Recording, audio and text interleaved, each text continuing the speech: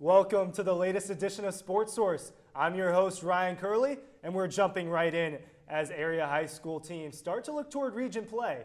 Yeah, you get 32 minutes in a high school basketball game, right? 25 turnovers is a lot for a college game. So if you're turning the ball over 25 times, it's not a good sign. They averaged 16.6 turnovers a game coming in this. 16 is not a good number for turnovers. You want to try to keep it around 10. For your high school, that's a really clean basketball game. It's sloppy. They're a young team. All right, another edition of Riding Home. Ryan Kerley here, joined by my friend Paul Finebaum. Good to see you. How you doing, Paul? Ryan, it just seems like yesterday we were hanging out on a cold morning in Athens, and the Dogs were number one in the country back then. They were number one in the country. That's not the case anymore. We highlight two of the area's best golfers. Plus, we introduce a brand new segment to the show with a couple of our analysts that you are not going to want to miss.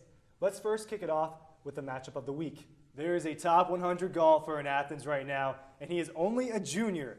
Baker has another season after this one comes to a close. Taft, when you went out there and spoke to him, what stood out to you the most? Well, this is something new. This is the first ever Sports Source All-Star Team selection. Here's how it's going to work. Colin and Mackenzie will go back and forth selecting their starting 11, position by position, from a pool of players in the Athens area. We're going to start with the boys, and Colin has the first pick because when he walked in today, I really liked his tie. Colin, you're on the clock. Well, thank you, Ryan. Yeah, well, they may be in second place right now, but placing first in the region is not out of the question quite yet. But this is another team that's been a little inconsistent this year. Again, not hot, not cold. The Titans are medium. Lukewarm, if you will. Medium isn't terrible, but what should they be doing to get hot now at the end of the season? How can they change their status? Experience. All sorts of sports teams need to rely on their experience. Their senior guard, Callie Jackson, is going to be playing college basketball at Berry College next season. She has been around the block. Experience matters in big games. We're back again, and you are watching Sports Source. And if you love soccer, there's a little bit more to dive into. Reporter Matthew Brown went around Athens to find out what different coaches and athletes think about turf fields. Ryan, what do you think? Skaggs is an excellent player, Taylor, but just because they have a star, it doesn't mean that they've had a great season to this point. Despite snapping a 4-game losing streak on Tuesday when they beat Athens Christian, Prince Avenue still earns a cold meter from us. With 3 region matchups remain, and the Wolverines can really change the narrative if they can grab a couple of those wins. Yeah, these. Now, Floyd knows that there's a tall task at hand in replacing Wilson as the #1 guy on the mound this year, but he is up for the challenge. And how has he handled that so far this year? He pitched a shutout in the season opener on Tuesday against Dodge County and helped lead West Lawrence to a 10-0 victory. Now, Floyd said a lot of people want to be Bradley Wilson, but you just have to play your game. Floyd's ideal game today, pitching another shutout against Morgan County. Back to you guys. Good evening and welcome to Morgan County Basketball on MCHSLive.com, presented by Marco's Pizza. I'm Ryan Kerley. This is Mackenzie Brooks. Taylor Earns joining us on the sideline. We get to watch some exciting basketball here tonight. Coming out of the half, Morgan County came out strong, started the half on a 10-0 run, which was really led by that full court press. Yeah. Came in with a completely different defensive set. A lot of mixture of zone and man. Second half completely committed to a really hot press. The young guys for Harlem just didn't know how to stop it. They didn't know how to get past half court, and when they did have an opportunity to pass it up the court, made errant passes. Not a lot of great court vision for Harlem, and the press really worked, and they ran it for almost the entire second half. Coach Sims, great call for him, great halftime adjustment. We just watched the Morgan County girls team take on the defending state champion Cross Creek Razorbacks, and now we turn to the boys who are playing the guess who, Mackenzie? Defending state champion Cross Creek Razorbacks. It's these 3 teams and then everyone else. It is Ohio State, Georgia, and Alabama, everyone else. And there's an argument that it's Georgia, Alabama, and everyone else. But Ohio State's up there with them because they've consistently done it. Ryan Day's a good coach. I expect those to be the top 3 teams in college football. As much as people are going to hate on Stetson, as much as people are going to hate on Stetson, the whole team. But it was the defense. But the defense, because we saw the pass rush not get there, and then the secondary got exposed, which hasn't happened all year. Everyone's biggest concern about this Georgia team over the summer at media days, all we were talking about was the secondary is thin. Are they going to play well against teams with really good wide receiver rooms, a.k.a. Alabama, LSU, the Ohio States of the world? The one thing, that was honestly my favorite thing that he said to the crowd, because right there is where the people were it wasn't even filled up. Right. Where the students and alumni, whoever decided they wanted to come today, was here. It wasn't that many people. I don't even think it was 1,000. Right. But I think that one of the best things he said today, that I don't know if I ever heard Tom Creese say something like that, was he spoke directly to the Dawg Pound, the student section, saying we need to work together to figure out how we can make this work. So I think one of the better things that we heard out of Mike White today was his willingness to grow the program. It seems like he understands how difficult that's going to be, and that it's going to not just take recruiting well, not just take coaching well, but there's going to be so many different aspects if they want to really sell basketball in Athens. Fast forward to summer, Carson Beck's the second string guy. Fast forward to the fall, fast forward to September of 2021.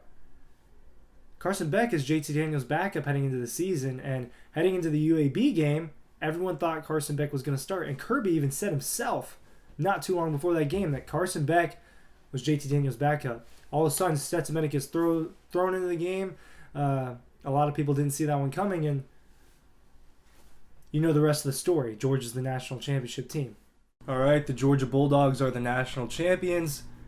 That's awesome. That's a really great thing for the program, for the state, everything. But that means they're going to lose a lot of players. So I'm going to look at what the running back position is going to look like in 2022. As of right now, there's still some moving pieces, but I have somewhat of an idea of what it's going to look like, and you guys can let me know if you agree or not. Ryan Kerley from Dawg Post here, and be sure you go to the site dawgpost.com.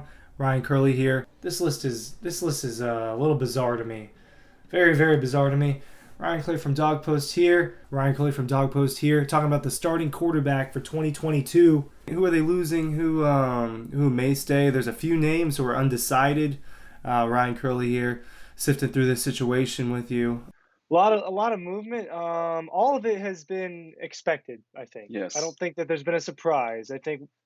I don't know where you stood. I was pretty sure Nolan Smith was going to come back. And I thought that's a big get for Georgia, for him to come back. I think this is an opportunity for him to really step it up and be more of a star on the field like we thought he may have been by now. It's that time. This program is going to start winning national championships. They just did. This is the reality in Athens right now. People are going to leave. The transfer portal is changing college football. NIL is changing college football. NIL is definitely one of the reasons why Stetson Bennett came back. I think Michigan's probably the hottest team in the country right now, coming off those 2 wins, right there ahead of Alabama off of their big win over Georgia, and that momentum really matters. And you get the break period now between, you had finals. You're the only ones on campus. Expectations were low this year for the White County High School varsity volleyball team. They underwent 2 coaching changes in the span of a couple months before the season even started. It was the beginning of the summer, and I started working with Coach White. And when he took another job, I was kind of left to pick up the pieces, and I feel like I just hit the ground running. The coaching carousel was especially difficult for the players to adapt to. They put in so much work to find Coach White, and we were so excited about him, and he had such high expectations for our team. And then when we got the news that he left the night after our parent meeting, we were just kind of down. We were like, well, what do we do now? Our season's a month away. Honestly, it destroyed our confidence a lot. Lacking confidence and direction, the team was in need of leadership. I was very thankful to have Annabeth Vandiver and Addie Caudell. They were 2 great seniors. I knew Annabeth coming into the season, and so she kind of stepped up first and became an immediate leader for me and just kind of a go-to. And then several weeks in, Addie and I started talking, and I realized, look, I've got 2 strong seniors that I can go to, and they can help kind of lead and guide this team, and that's exactly what they did. As experienced seniors, Annabeth Vandiver and Addie Caudell were looked upon to lead the Lady Warriors. I stepped up with the leader role really just with back row because that's where I play. So individually, I helped all of the defense players, and my other teammate, Annabeth, helped with the front row players and overall the whole team. So we were there for anyone that needed us. I knew the only way that we were going to win is if someone stepped up and led the team. The coaches didn't really know anything about volleyball, so I guess coming in with the most experience, I had to step up and tell all the girls what to do, what they were doing wrong, what we need to fix. The team placed last in their region the previous year, which added to their damaged morale, but ultimately they pushed forward to reach success. We had hopes, but they weren't as high as I expected them to be. and we did overcome like all the odds. Like we never stopped, we never gave up, and then I think that's what got us into third place in region. The girls were determined to prove everyone wrong, finishing with a winning record and making it all the way to the state playoffs. I think the girls defied the odds and exceeded everybody's expectations for the season because there were very low expectations. And like I said, the players, coaches, everybody's morale was kind of low because it's hard to have a change in head coaching, especially at a varsity level. So I think that when we decided to start playing and they started winning, people were really shocked, and we did. We defied the odds. We just never quit. We kept on trucking, and we made it to state as a 3 seed. By dealing with adversity and displaying perseverance through coaching changes and doubts, the volleyball team adopted the mindset, never say never. For STN, I'm Ryan Kerley.